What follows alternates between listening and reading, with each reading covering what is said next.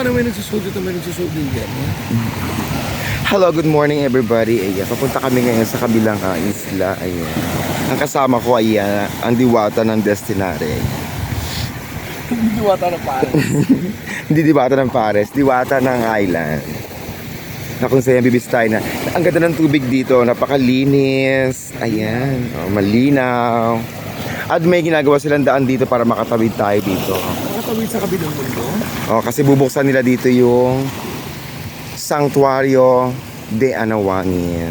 So ginagawa siya ngayon. Pero pupuntahan na natin siya. Papasyalan natin siya. Sasamahan nyo kami guys. Habang kinoconstruct pa lang nila. Habang kinoconstruct siya.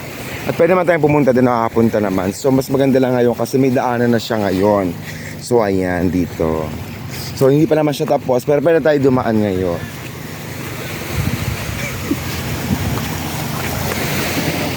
Ayan. So ang ganda, ayan. Bukingan. Para sa mga Becky, paggabi pupunta dito. So ayan siya. Low tide. Low tide siya ngayon kaya medyo mababa pero ang ganda, ang sarap. So pumuntahan natin siya. Pag andito tayo, kita-kita natin ang kabuuan dun sa kabila. Buong Anawangin na yan siya.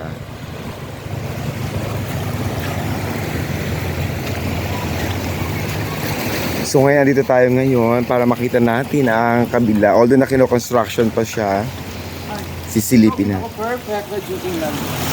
Oh, This is ang ganda ng lugar.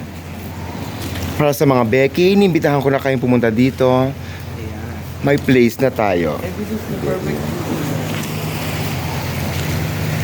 Ang ganda no.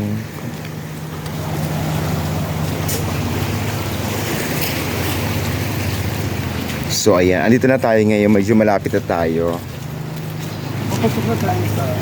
Papasok na tayo sa ginagawa at gagawin nilang Santuario de Anawangin. Pero ngayon makita muna natin ngayon ang lugar dito. At ito yung mga gwapo natin naggagawa dito. Ang sarap Hala. Ayan siya. Patawid dun sa kabila. Mahaba pa to. Mahaba pa yan.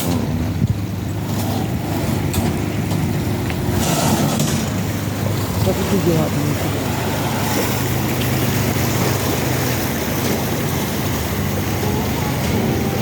Sirena ng Anawangin. So ayan, ginagawang daan na papunta sa kabila.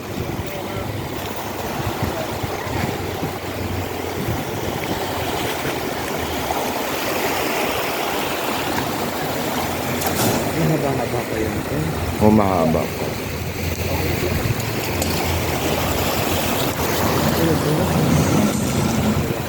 Hindi pa tayo makakatawid doon. Pero magagawa yan. Ang ganda niyan.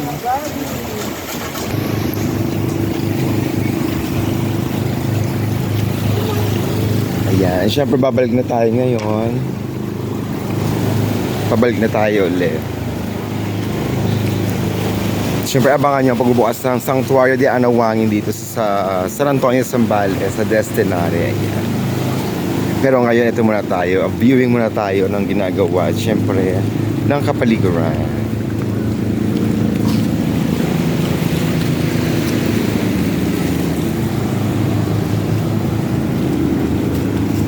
Alright, thank you so much guys for watching my video. Thank you, and have a great day, mga kanegra.